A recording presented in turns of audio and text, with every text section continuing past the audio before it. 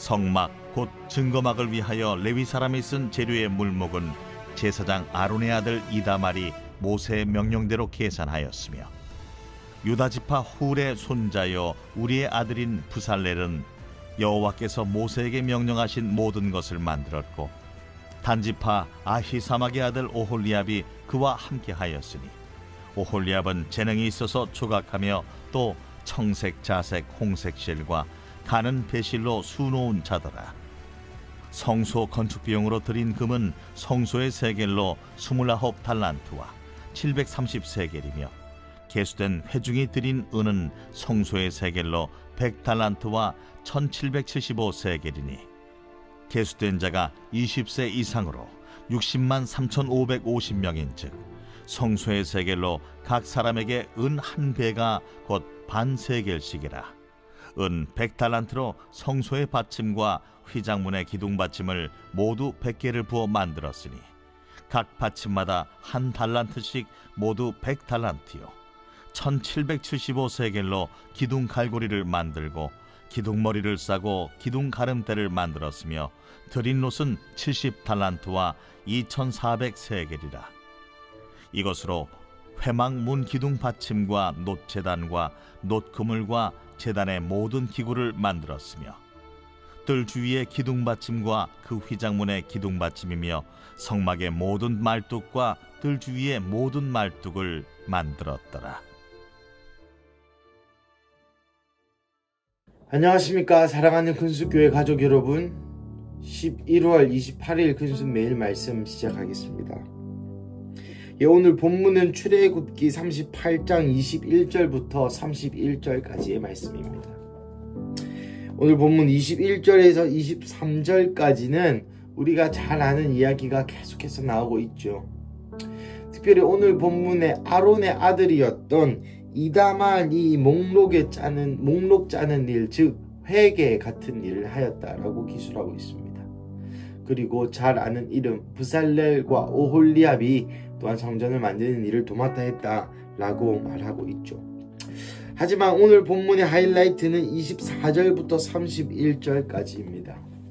많은 숫자들이 나오죠. 금이 몇 달란트고 은이 몇 달란트고. 여러분, 이것을 환산해 볼 때에 금이 29달란트요 730세켈이라 이것을 환산하면은 한 1000kg, 즉 1톤 정도 되는 금입니다. 금이 1톤이면 환화로 930억 정도 된다고 합니다. 엄청난 금액이죠. 그리고 은은 100달란트에다 1775세겔, 그럼 100달란트면 3.5톤 정도 되고요. 왜냐면 1달란트가 3.427kg 정도 되기 때문에 100달란트면 은 기준으로 3427km, 나아가 1775세켈은 약 20kg 정도 됩니다. 그러니까 결국 플러스 마이너스 해서 한 3.5톤 정도의 은, 1톤 정도의 금을 이스라엘 백성들이 헌물을 했다는 것이죠. 아까 금은 930억 정도 된다고 제가 말씀드렸죠. 은은 얼마나 많았던지 모세는 이렇게 기록합니다. 그 수가, 남자의 수가 60만 3,550명인데 이들이 반세겔씩 낸 셈이다 라고 이야기하고 있습니다. 여러분, 은 1세겔은 그 당시 노동자들의 4일 정도의 품삯이었습니다. 그러니 반세겔은 2일 정도의 품삯을 이야기하죠. 계산의 편의를 위해서 요즘 시세가 1일에 10만원 정도 된다고 치면, 노동자의 품삯이 1일에 10만원 정도 된다고 치면 이틀은 20만원입니다. 그러니 60만 3,550명이 20만원씩 내면은 얼마인 줄 아십니까? 1200억 정도 됩니다. 930억의 금과 1200억의 은을 결국 헌금했다는 것이죠. 합치면 한 2200억 정도 되겠습니다. 놋까지 합치면 말이죠. 사랑하는 가족 여러분, 성막을 짓기 위해서 이스라엘 백성들이 우리나라 돈으로 따지면 2,000억, 2,200억에 달하는 헌금을 했다고 합니다. 물론 이들의 인구가 200만 명이었다는 것을 기억할 때에 2,200억 정도는 뭐 큰 일이 아니다 라고 여러분 생각해 보실 수 있겠습니다만은, 여러분 이때 당시에 이스라엘의 상황을 한번 생각해 보시면 이들에게 이 돈은 굉장히 큰 돈이었습니다. 물론 노예 생활을 마치고 나온 이스라엘 백성들 중에서 주인을 잘못 만났거나 그 주인이 자기를 별로 좋아하지 않았다면 자신이 이 출애굽할 때에 그 주인이 금과 은과 폐물들을 주지 않았겠죠. 하지만 성경에 기술하기를 이스라엘 백성들이 자기가 주인으로 섬기던 그 이집트인들로부터 사랑을 받게 되어 그들이 출애굽할 때 많은 그 주인들이, 그들의 주인이었던 애굽인들이 금과 은과 폐물들을 주었다고 이야기했습니다. 그 당시에도 금은 곧 돈이었습니다. 그러면 이스라엘 백성의 입장에서 한번 생각해 보자고요. 자신이 출애굽, 이제 노예에서 끝나고 출애굽을 했습니다. 광야의 땅에서 이제 지내게 됩니다. 먹을 게 점점 떨어져 갑니다. 나아가 하나님의 만나가 있지만 미래에 대한 걱정을 하기 시작합니다. 이제 어떡하지? 우리가 가나안의 땅에 가서 정착을 이제 곧 할 텐데, 왜냐면 그런 믿음이 있었으니까요. 이제는 어떡하지? 정착해서 그들이 먹고 살 것들, 정착해서 그들이 노년을 일구어야 할 그런 돈이 바로 이 돈들이었다는 것이죠. 많은 목사님들이, 예찬 목사님과 또 담임 목사님께서 이 금을 어떻게 쓰느냐에 대한 많은 강조를 하셨습니다. 모세가 시내산에 올라갔을 때 이 금은 금송아지를 만드는 데 쓰여졌고요. 성막을 만드는 데 금은 지성소와 성소와 수많은 성막을 짓는 데, 기구를 만드는 데 사용되어졌습니다. 여러분, 이것은 우리에게 이렇게 적용할 수 있습니다. 이들의 금은 그들의 미래였습니다. 이들의 금은 그들이 정착하고 정착한 이후의 삶을 편하게 살 수 있게 해줄 수 있는 그러한 보물들이었다는 것이죠. 왜냐하면 그때나 지금이나 그때는 화폐의 개념이 없었기 때문에, 돈의 개념이 없었기 때문에 금이 얼마나 많은지, 은이 얼마나 많은지가 물물교환으로서의 화폐의 기능을 했기 때문입니다. 즉 돈이었습니다. 그들이 돈으로 금송아지를 섬길 것인지 하나님을 섬길 것인지, 혹 그들이 미래에 쓸 나의 노년 자금으로 성막을 지을 것인지 말 것인지 앞에 놓여진 것이죠. 그 모든 이스라엘 백성들은 금송아지 사건 이후에 대각성을 한 이후 자신의 모든 것을 주님 앞에 내어놓게 됩니다. 여러분, 이미 이 금송아지를 만드는데 많은 금을 이스라엘 백성이 사용했다는 것을 기억하셔야 됩니다.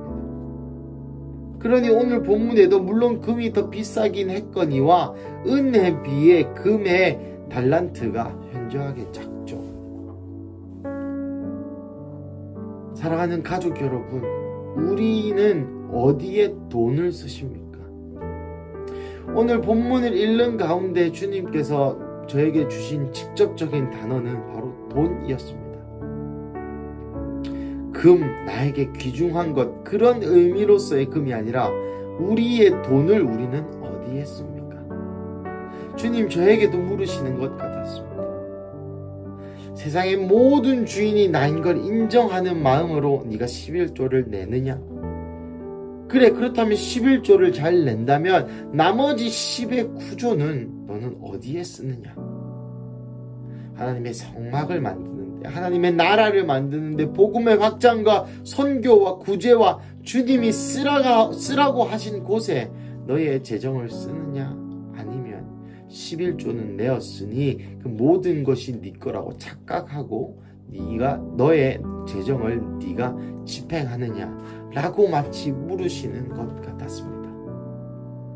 사랑하는 가족 여러분, 동일한 질문을 여러분께 드리고 싶습니다. 여러분 11조는 당연히 하시겠죠. 하지만 11조 말고 나머지 남은 10의 9조는 여러분 어디에 사용하십니까?